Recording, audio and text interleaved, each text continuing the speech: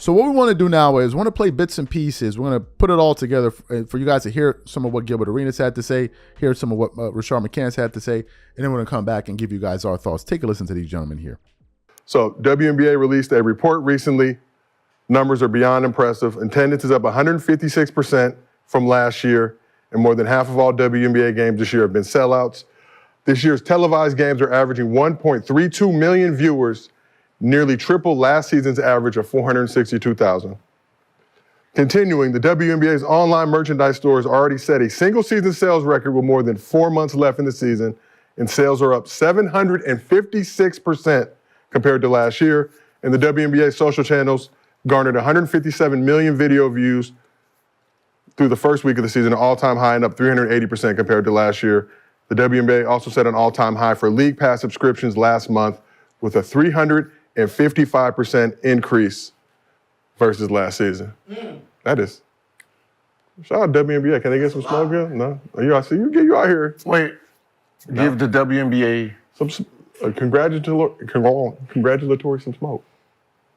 For what? They're not happy about it, so what the fuck am I even happy for? They're not even happy about it. They are very happy. They are very happy about it. Don't buy into that narrative. I'm like, what are we congratulating? Because it's, we're trying to congratulate them in the new stuff that's going on, but for some reason,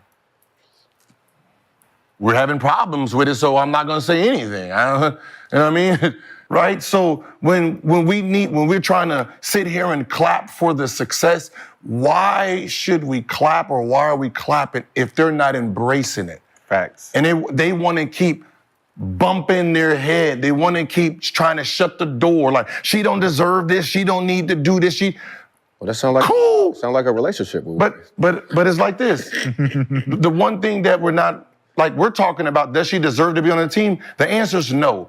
No one is saying she deserves it from her play. That is not the question. The question should be this: do y'all deserve more recognition? Do y'all deserve better jersey sales? If that answer is yes, no one's paying attention to you guys' work ethic and you guys want eyes on you.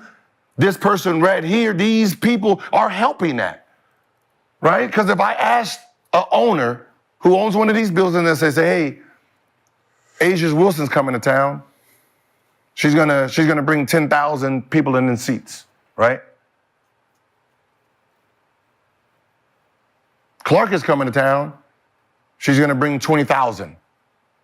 What do you think the businessman is gonna pick? Lisa Leslie said to Draymond Green, why don't y'all give us some money, or y'all money, to help with the WNBA salaries and all that. Mm-hmm.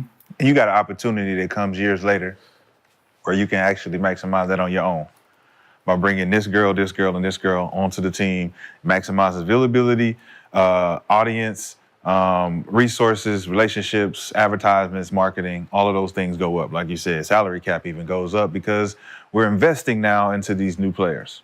Mm-hmm. These new players we just talked about come from college where they had their own fan bases. In my book, I always talked about when you are a college player and you've developed your own fan base through those 3 or 4 years that you did in college, and you go into the NBA, you have your own distinct fan base. Depending on what city you go into, that's gonna show up to see you because you was just there. Mm-hmm. Oh, we can't wait to see how you're gonna do at the next level. These are 3 players, Cameron Brink. These are the top players, but they all of them. There's still Kate Martin, a couple other players that develop the fan base. There's certain people, right? So you look at this dynamic and you say, well, why is it that they're being so unreceptive to these new developments that help them? So you heard what the gentleman had to say there. What are my thoughts on what they had to say? I think they make valid points. These are some of the points that I've been making over the last week or so. These are the exact same points. When I was listening to the Dan Le Batard show go up there and he was trying to scold men for doing a bad job covering the WNBA, and I'm like, what's this bad job that they're doing? No one could actually pinpoint when he said a bad job. What's the bad job specifically? No one sat up in that studio and said, but okay, excuse me, I'm really dumb, so you're going to have to break it down to me. Can you give me an example of what you mean by a bad job that men are doing, please? No one said it, which means that to me it was a pandering move. And I was stunned to see that in a room full of people, there were no varying opinions. Like it was just, everyone was in lockstep within that room. That's surprising to me. To me, look, there's a lot of attention surrounding the WNBA. The fact of the matter is the following. Caitlin Clark, Angel Reese, and some others are moving the needle.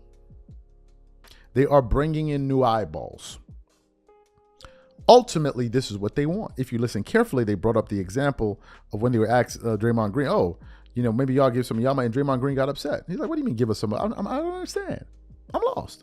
And now you find yourself in a situation in which you can finally generate some serious revenue for your league moving forward. And there's all of this resistance. At the end of Stephen A. Smith and Monica McNutt's back and forth, she says, Stephen A. Smith, you could have been covering the league 3 years ago. Nobody sat up there and said there was nothing to cover. But now that it's being covered and we're trying to shine a light on it, they're like, oh, no, you're doing it wrong. You can't use words like jealousy in the WWE. That's absolutely offensive. Meanwhile, they use it all the time when they're referring to men's sports and men in the NBA. And I never saw this outcry. When did words all of a sudden become so important? When they were calling Russell Westbrook a blood-sucking vampire. No one said a mumbling word. But now all of a sudden we need to be desensitized to words.